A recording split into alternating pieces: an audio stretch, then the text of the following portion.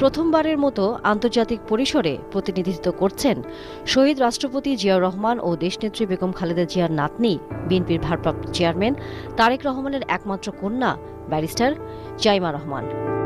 বৃহস্পতিবার আমেরিকার রাজধানী ওয়াশিংটনে ন্যাশনাল প্লেয়ার ব্রেকফাস্ট অনুষ্ঠানে বিএনপির ভারপ্রাপ্ত চেয়ারম্যান তারেক রহমানের প্রতিনিধিত্ব করবেন তিনি। ন্যাশনাল প্লেয়ার ব্রেকফাস্ট আমেরিকার ঐতিহ্যবাহী আয়োজন, যাতে সারা বিশ্বের রাজনৈতিক, সামাজিক ও ধর্মীয় নেতাদের আমন্ত্রণ জানানো হয়।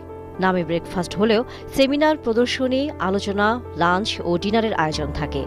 এর মধ্য দিয়ে বিশ্ব নেতাদের সাথে সংলাপ ও সমঝোতার সুযোগ তৈরি হয়।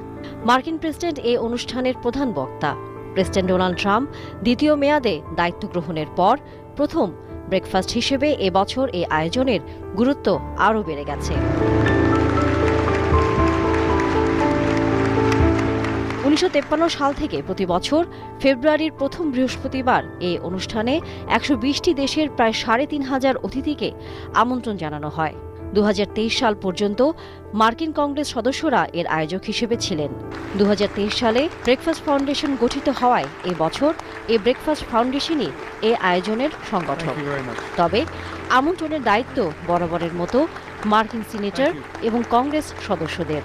জাইমা রহমান সহ বিএনপি নেতাদেরকেও আমন্ত্রণ জানিয়েছে মার্কিন কংগ্রেস সদস্যরা। বিশ্বজুড়ে প্রভাবশালী ও ক্ষমতাসীন রাজনৈতিক দলের প্রতিনিধিদেরকেই সাধারণত এই আয়োজনে আমন্ত্রণ করা হয়। বিএনপি নেতাদেরকে আমন্ত্রণের মধ্য দিয়ে বিএনপির প্রতি মার্কিন কংগ্রেসের আস্থার প্রতিফলন বলে মনে করছেন অনেক বিশ্লেষক। জাইমা রহমান ছাড়াও বিএনপি মহাসচিব মির্জা ফখরুল ইসলাম আলমগীর ও স্থায়ী কমিটির সদস্য আমির খসরু মাহমুদ চৌধুরী এই অনুষ্ঠানে উপস্থিত থাকবেন। ন্যাশনাল প্রেয়ার ব্রেকফাস্টের শুরুটা হয় ব্রেকফাস্টের মধ্য দিয়েই।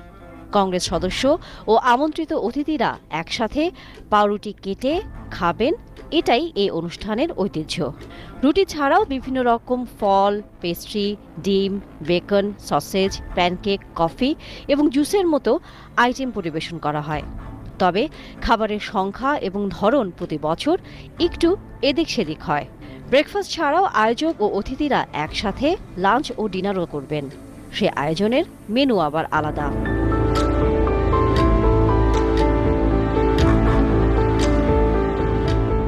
বিগত বছরগুলোতে ন্যাশনাল প্রেয়ার ব্রেকফাস্টে মাদার তেরেসা, দালাই লামা সহ অনেক বিশ্ব নেতা বক্তৃতা করেছেন।